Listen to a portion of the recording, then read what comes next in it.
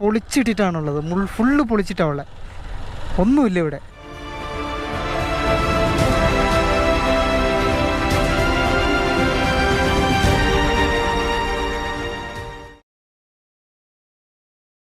Hello guys, എല്ലാവർക്കും നമസ്കാരം. നമ്മുടെ പുതിയൊരു എപ്പിസോഡിലേക്ക് സ്വാഗതം.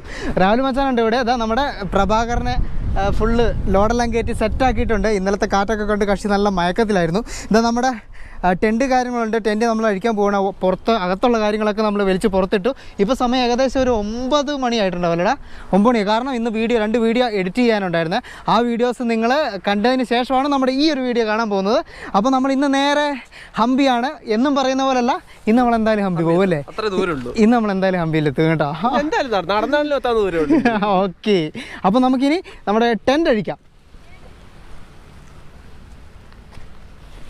ഞങ്ങളങ്ങനെ ഉണ്ടല്ലോ, രാവിലത്തെ ഫുഡെല്ലാം കഴിച്ച് ടൊമാറ്റോ റൈസാണ് കഴിച്ചത്. പിന്നെ എന്നും ഭക്ഷണം കാണിക്കുന്നതൊക്കെ നിങ്ങളെ കാണിച്ചത് നിങ്ങൾക്കൊരു ബോറാവണ്ടെന്ന് വെച്ചിട്ടാണ് അത് കാണിക്കാണ്ടിരുന്നത്. 80 രൂപയാണ് ആയത്. അപ്പോൾ ഞങ്ങൾ നേരെ ഹംപി റൂട്ടിലാണ്. ഹൊസ്പേട്ട എത്തിയിട്ടില്ല. ഹൊസ്പേട്ട ഇവിടെ നിന്ന് ഒരു 30 കിലോമീറ്റർ ഹൊസ്പേട്ട, അതിനുശേഷം അവിടെ നിന്ന് ഹംപി. അതാണ് നമ്മുടെ റൂട്ട്. പോകുന്ന വഴിക്ക് വ്യത്യസ്തമായ എന്തെങ്കിലും കാഴ്ചകൾ കണ്ടിട്ടുണ്ടെങ്കിൽ അതും കൂടി ഞങ്ങൾ കവർ ചെയ്ത് നിങ്ങളെ കാണിക്കുന്നതാണ്. അപ്പോൾ നമുക്ക് ഒരുമിച്ച് നേരെ യാത്ര തുടരാം. രാവിലെ തന്നെ വെയിലുണ്ട്, ബട്ട് നല്ല തണുത്ത കാറ്റാണ് വീശുന്നത്. അതുകൊണ്ട് യാതൊരു തരം ക്ഷീണമോ കാര്യങ്ങളോ ഒന്നും ഞങ്ങൾക്ക് ഫീൽ ചെയ്യുന്നില്ല കേട്ടോ. നല്ല കാലാവസ്ഥ, യാത്ര ചെയ്യാൻ പറ്റിയ. നമ്മൾ ഹോസ്പിറ്റലിനോട് ഏകദേശം അടുത്ത് നോക്കുമ്പോഴത്തേക്ക് ഇവിടേക്ക് വന്നപ്പോഴത്തേക്ക് പെട്ടെന്ന് ഭൂപ്രകൃതിയിൽ പെട്ടെന്നൊരു മാറ്റം വന്നു. നമ്മുടെ എന്താ പറയുക, സഹ്യപർവ്വതത്തിൻ്റെ ആ ഭാഗങ്ങളൊക്കെ പോലെ നല്ല പച്ചപ്പുള്ള മലകൾ കണ്ടു തുടങ്ങിയ. നമ്മൾ ഇത്രയും നേരം കണ്ടത് ഉരുളൻകല്ലുകളുള്ള മലനിരകളായിരുന്നു. പക്ഷേ ഇപ്പം നമ്മൾ കാണുന്നത് പച്ച മലനിരകളാണ്. നോക്കി ഇവിടെ ലെഫ്റ്റ് സൈഡിൽ, അയ്യോ ഇതെന്താ കടലാ? എടാ ഹംപിയിൽ കടലാ? എൻ്റെ അമ്മേ, ഇതെന്താ സാധനം? ഇത് കടല് പോലെ. നിങ്ങൾ നോക്കിയത് റോഡ് സൈഡിലുള്ളതാണ്. ഇവിടെ നിന്ന് നോക്കിയിട്ടുണ്ടെങ്കിൽ ഇതൊരു കടലല്ലാന്ന് ആരെങ്കിലും പറയുമോ? ഇത് എന്താ പറയുക, വലിയൊരു തടാകമാണിത്. നമുക്ക് നോക്കാം അതിൻ്റെ ഡീറ്റെയിൽസ് അല്ലേ. ജസ്റ്റ് ഒന്ന് ഇറങ്ങിയാലോ. തുംഗഭദ്ര നദിക്ക് കുറുകെയുള്ള തുംഗഭദ്ര ഡാമിൻ്റെ ഭാഗമായിട്ടുള്ള റിസർവോയറാണ് നിങ്ങൾ ഈ കാണുന്നത്. നമ്മളിപ്പം ദൂരെ നിന്ന് കാണുമ്പോൾ ഇതൊരു കട്ടൽ പോലെ തന്നെ ഫീൽ ചെയ്യുന്നുണ്ട്. ഇതിപ്പം 1953 ഈ ഒരു ഡാം ഇവിടെ പണി കഴിപ്പിച്ചത്. ഇത് പണി തുടങ്ങുന്ന സമയത്ത് ആന്ധ്രാപ്രദേശും കർണാടകയും അവർ രണ്ടുപേരും കൂടി ചേർന്ന് നടത്തിയതാണ്. അതിനുശേഷം ഇപ്പോൾ ഇത് കർണാടകയുടെ കീഴിലാണ് വരുന്നത്.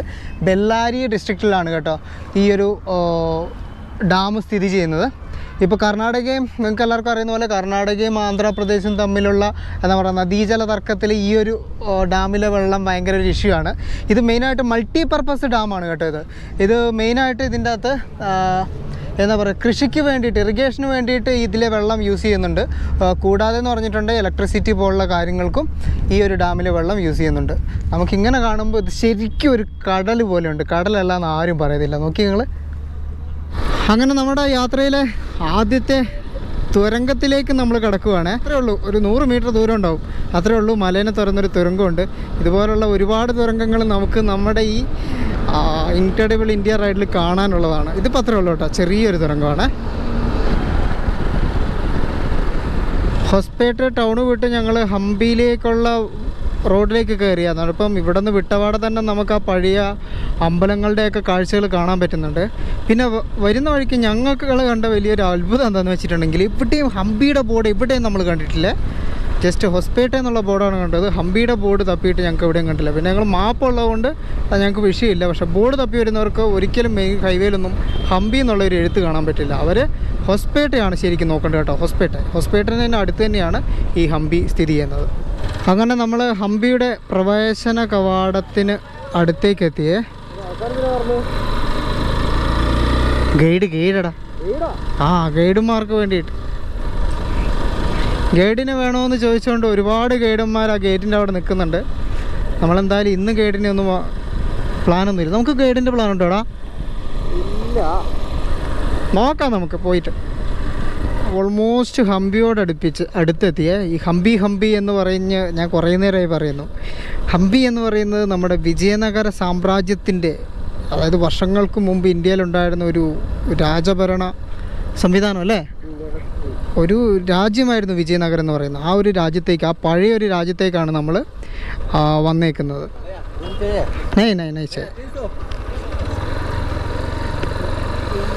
നമ്മളിവിടെ വരുമ്പോഴത്തേക്കും ഉണ്ടല്ലോ ഇഷ്ടം പോലെ ആൾക്കാർ വന്നിങ്ങനെ പൊതിയുന്നുണ്ട് നമ്മളെ. റൂം വേണോ, ഗൈഡ് വേണോ, എന്താ വേണ്ടേ എന്ന് ചോദിച്ചുകൊണ്ട്. ഇവിടെ ഇഷ്ടംപോലെ പോലീസുകാരെല്ലാം കാണുന്നുണ്ട്. ഇത് സെക്യൂരിറ്റി ആണോ, ഇനിയിപ്പോൾ എന്തെങ്കിലും വലിയ സ്ട്രിക്റ്റ് ആയിട്ടുള്ള എന്തെങ്കിലും നടക്കുന്നുണ്ടോ ഒന്നും അറിയില്ല. നമ്മൾ ഹംപിയിലേക്ക് കടന്നേ. അപ്പം എല്ലാവരും കാണിക്കുന്ന ഹംപി നമുക്ക് നാളെ കാണാം. ഇതിപ്പോൾ കൃഷ്ണ ടെമ്പിളൊക്കെയാണ്. ഇതാണ് പുഷ്കരണി എന്നൊക്കെ പറയുന്നത്. അപ്പം ഇതിൻ്റെ കാഴ്ചകളിലേക്കൊക്കെ ഞങ്ങൾ നാളെ തിരിച്ചു വരും. ഇന്ന് നമുക്ക് നേരെ പോകേണ്ടതെന്ന് പറഞ്ഞിട്ടുണ്ടെങ്കിൽ നമ്മൾ നേരെ ഹംപിയുടെ മെയിൻ ലാൻഡും വേറൊരു ലാൻഡും കൂടെയുണ്ട്, ഓപ്പോസിറ്റ് ലാൻഡുണ്ട്. അപ്പോൾ നമ്മൾ നേരെ ഓപ്പോസിറ്റ് ലാൻഡിലേക്ക് പോവുകയാണ്. അവിടെയെന്ന് പറഞ്ഞിട്ടുണ്ടെങ്കിൽ നമുക്ക് രാത്രിയിലെ ടെൻറ്റ് സ്റ്റേ കാര്യങ്ങൾ, എവിടെയെങ്കിലും ഏതെങ്കിലും മലയുടെ പൊക്കത്ത് വലിഞ്ഞു കയറിയിട്ട് ടെൻറ്റ് സ്റ്റേ കാര്യങ്ങളും, പിന്നെ അവിടെയുള്ള സനാപൂർ ലേക്കിലെ കാഴ്ചകളും, പിന്നെ അവിടെയുള്ള ഹിപ്പി ഐലൻഡ് എന്ന് പറയുന്നൊരു സംവിധാനം ഉണ്ടായിരുന്നു. അപ്പോൾ ഹിപ്പി ഐലൻഡിൻ്റെ ഇന്നത്തെ അവസ്ഥകളും, പിന്നെ ഏതെങ്കിലും ഒരു മലയുടെ പൊക്കത്ത് വലിഞ്ഞു കയറിയിട്ട് നമുക്കിവിടുത്തെ ഹംപിയുടെ സൺസെറ്റും കാണണം. അതാണ് നമുക്ക് ഇന്നത്തേക്കായിട്ട് മെയിനായിട്ട് കാണേണ്ടത്. അപ്പോൾ നമുക്ക് നേരെ ഓപ്പോസിറ്റ് ലാൻഡിലേക്ക് പോകാം. ശരിക്കും നടന്നു പോവുകയാണെങ്കിൽ ഓപ്പോസിറ്റ് ലാൻഡ് ആ പുഴയുടെ അക്കരെയാണ്, ഒരു 1.5 കിലോമീറ്റർ ദൂരം മാത്രമേ ഉള്ളൂ. പക്ഷേ നമ്മളല്ലാണ്ട് എന്താ പറയുക, ബൈക്ക് കൊണ്ട് പോകണമെങ്കിൽ ഏകദേശം 25 കിലോമീറ്ററോളം ദൂരത്തിൽ കറങ്ങി വേണം വരാൻ. അതിന് പ്രധാനമായിട്ടുള്ള കാരണം എന്താണെന്ന് വെച്ചിട്ടുണ്ടെങ്കിൽ പാലം 25 കിലോമീറ്റർ അപ്പുറമേ ഉള്ളൂ. അപ്പോൾ നമ്മൾ പോയി കറങ്ങി ഹംപിയുടെ ഓപ്പോസിറ്റ് സൈഡ് പുറം ഭാഗത്തിൻ്റെ കാഴ്ചകൾ നമുക്ക് കാണാം. അല്ലേ? അങ്ങനെയല്ലേ രാവിലെ? ഓക്കെ.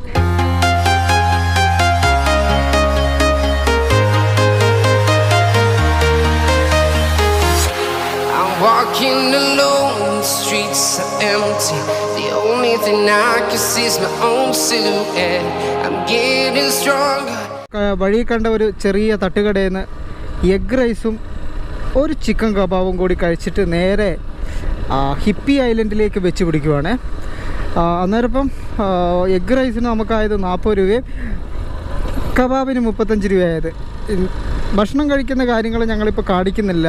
എന്താണെന്ന് വെച്ചിട്ടുണ്ടെങ്കിൽ ഇപ്പോൾ ഞങ്ങൾ കഴിക്കുന്നത് മാത്രമായി പോകുമോ എന്നൊരു ഡൗട്ട് ഉള്ളത് കൊണ്ടാണ്. നിങ്ങൾക്ക് അതുപോലുള്ള കാഴ്ചകൾ കാണാൻ താല്പര്യം ഉണ്ടെങ്കിൽ ജസ്റ്റ് ഒന്ന് കമൻ്റായിട്ട് ചെയ്യുവാണെങ്കിൽ ഇനി മുതൽ ചെയ്യുന്ന വീഡിയോസിൽ ഞങ്ങൾ അതുകൂടി ഉൾപ്പെടുത്താൻ പരമാവധി ശ്രമിക്കാം.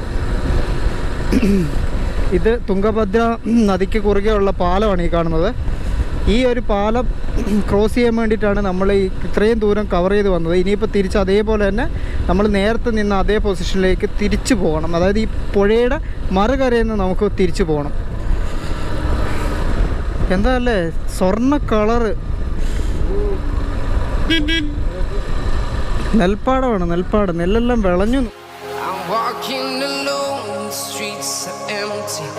Only thing I can see is my own silhouette.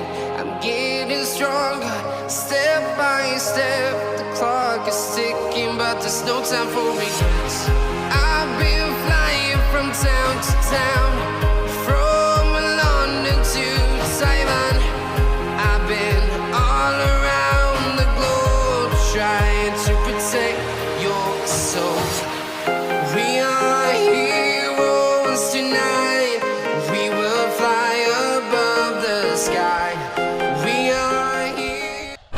ഞങ്ങളങ്ങനെ മെയിൻ റോഡിൽ നിന്ന് ലെഫ്റ്റ് ഡീവിയേഷൻ എടുത്തു ഹിപ്പി ഐലൻഡിലേക്ക്.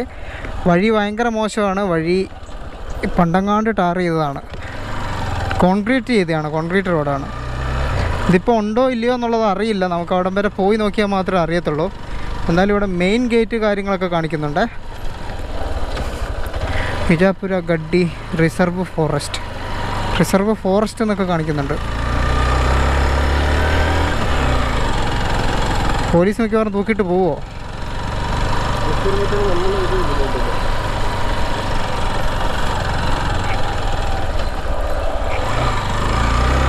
വണ്ടിയെല്ലാം പോകുന്ന റോഡാണ്. വണ്ടിയുടെ പാടെല്ലാം കാണുന്നുണ്ട്.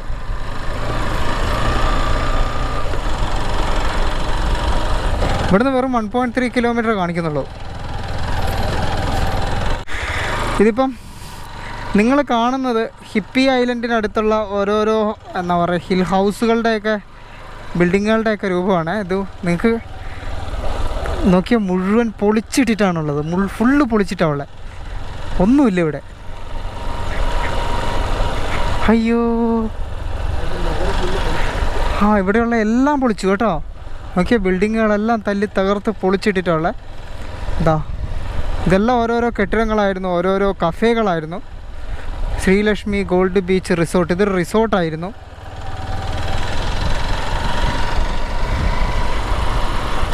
എല്ലാം പൊളിച്ചല്ലടാ, കംപ്ലീറ്റ് പൊളിച്ചു, ഒന്നുമില്ല. മനുഷ്യനിർമ്മിതമായ ഒരു നിർമ്മാണങ്ങളും ഇല്ല ഇവിടെ. ആകെ ലെഫ്റ്റ് സൈഡിൽ കാണുന്നത് കൃഷിയിടങ്ങളുണ്ട്, വേറെ ഏതായ എല്ലാ നിർമ്മാണങ്ങളും പൊളിച്ചു കളഞ്ഞിട്ടാണ് ഉള്ളത്. നമുക്ക് ഇനിയും കുറച്ചുകൂടി മുന്നോട്ട് പോയി നോക്കാവേ.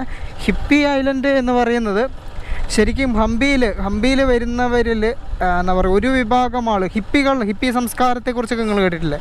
അങ്ങനെയുള്ള ആളുകളുടെ ഒരു മെയിൻ ഏരിയ ആയിരുന്നു ഈ ഹിപ്പി ഐലൻഡ് എന്ന് പറയുന്നത്. ഹംപിയിൽ വരുന്ന കുറേ ആളുകൾ അവിടേക്കായിട്ട് മാത്രം വരുന്നവരും ഉണ്ടായിരുന്നു. പക്ഷേ ഇപ്പം ഹിപ്പി ഐലൻഡിൻ്റെയും അവിടുത്തെ കഫേകളുടെയും മറ്റും അവസ്ഥ ഇതാണ്. ഇത് നോക്കി നിങ്ങൾ, ഫുള്ള് പൊളിച്ചിട്ടാവുള്ളത്. ഇങ്ങോട്ടേക്ക് എൻട്രി ഉണ്ടോ എന്നത് പോലും ഞങ്ങൾക്ക് അറിയില്ല. ഞങ്ങൾ ജസ്റ്റ് കയറി വന്നതാണ്. ഇവിടെ ക്യാമറ മാറ്റടാ. അങ്ങനെ ഞങ്ങൾ ഗൂഗിൾ മാപ്പ് കാണിച്ച ഹിപ്പി ഐലൻഡിൻ്റെ ലൊക്കേഷൻ്റെ ഏറ്റവും അവസാനം വരെ എത്തിയേ.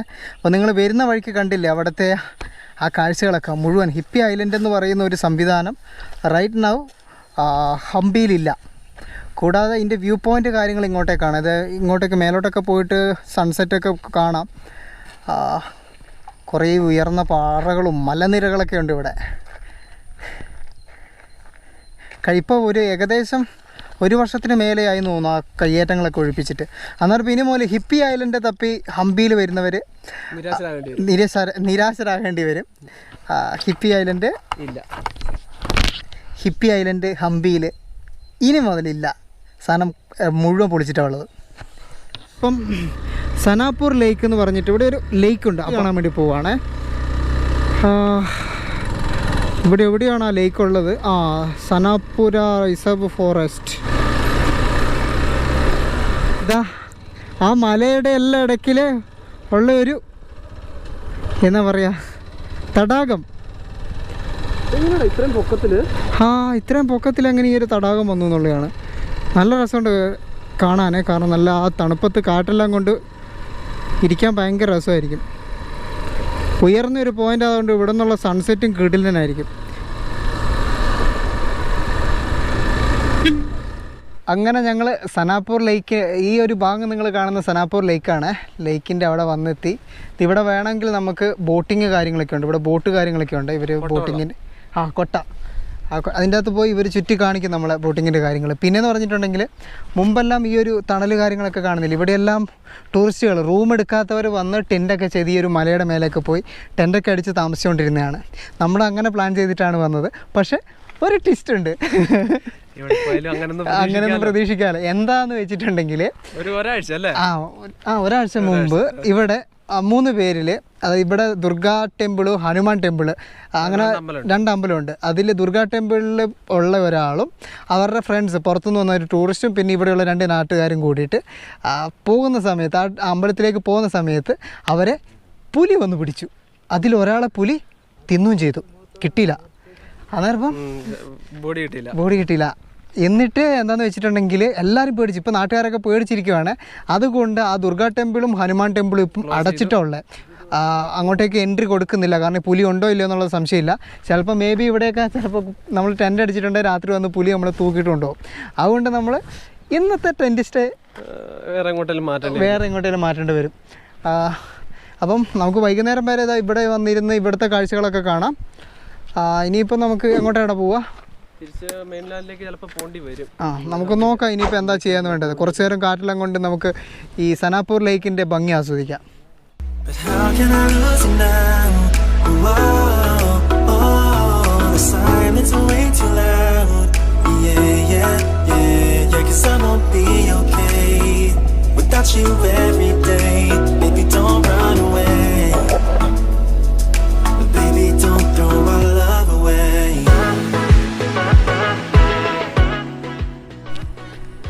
നമ്മൾ ആ ലേക്കിൻ്റെ അവിടെ നിന്ന് ജസ്റ്റ് കുറച്ചുകൂടി മുമ്പോട്ട് വന്നു. ഇവിടെ നോക്കുമ്പോൾ നേരപ്പം റോംബോ ഗസ്റ്റ് ഹൗസ് റെസ്റ്റോറൻറ്റ് എന്ന് പറഞ്ഞിട്ട് ഗസ്റ്റ് ഹൗസ് ഉണ്ട് ഇവിടെ.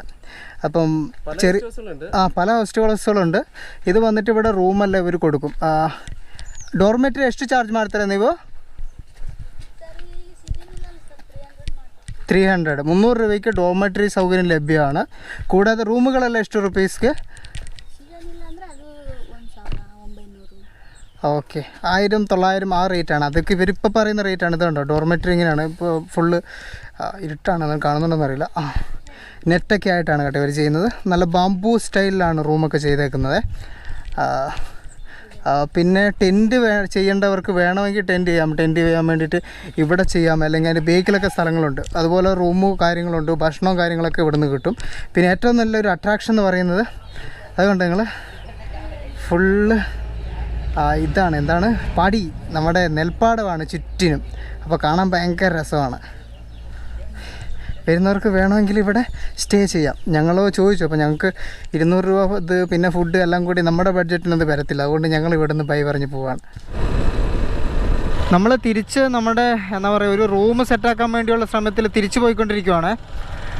നോക്കിയാൽ നിങ്ങൾ ഈ കല്ലിൻ്റെ എല്ലാം വ്യൂ നോക്കിയാൽ മറ്റേ സൂര്യൻ അസ്തമിക്കുന്ന സമയത്ത് കല്ലിലൊക്കെ ആ ഒരു പ്രകാശം വന്ന് തട്ടുമ്പോൾ ഉണ്ടല്ലോ, ഞങ്ങൾ അങ്ങോട്ടേക്ക് പോയപ്പോൾ കണ്ട ആ ഒരു കളറേ അല്ല, കളറ് തന്നെ മൊത്തത്തിൽ മാറി. ആ ഒരു പാടത്തിൻ്റെയൊക്കെ കളറ് മൊത്തത്തിൽ. ഹംപി വരുന്നവർ ഒരിക്കലും ആ ഒരു ക്ഷേത്രനഗരം കണ്ടിട്ട് പോകരുത്. ഇങ്ങോട്ടേക്ക് തീർച്ചയായിട്ടും വരണം. ഹംപിയുടെ എന്താ പറയുക മറുപുറം പുഴയുടെ മറുകരയിലേക്ക് കൂടി നിങ്ങൾ വരണം. എങ്കിൽ മാത്രമേ ഹംപി കാഴ്ചകൾ പൂർണ്ണമാകത്തുള്ളൂ. മച്ചാന്മാരെ, ഈ വ്യൂ എങ്ങനെയുണ്ട്? കിടിലനല്ലേ? ഞങ്ങളിന്ന് ടെൻ്റ് അടിച്ചു കേട്ടോ. ടെൻ്റ് അടിച്ചത് ഓൺ ദ വേ ഹംപിയുടെ മെയിൻ ലാൻഡിലേക്ക് വരുന്ന വഴിക്കാണ്. ഇതാ ഈ ഒരു അലി ഇത് എന്ത് മരമാണത്? യൂക്കാലിപ്പറ്റസാ പോടാടുന്ന്. ആര്യവേപ്പിൻ്റെ ചുവട്ടിലാണ് നമ്മൾ ഇന്ന് ടെൻ്റ് അടിച്ചേക്കുന്നത്. ഇത് നമ്മുടെ പ്രഭാകരൻ്റെ സൈഡിൽ തന്നെ നിർത്തിയിട്ടുണ്ട്. ടെൻറ്റ് കാര്യങ്ങളൊക്കെ സെറ്റായിട്ടുണ്ട്. അപ്പോൾ ഇനി നമുക്ക് ഫുഡ് കഴിക്കണം.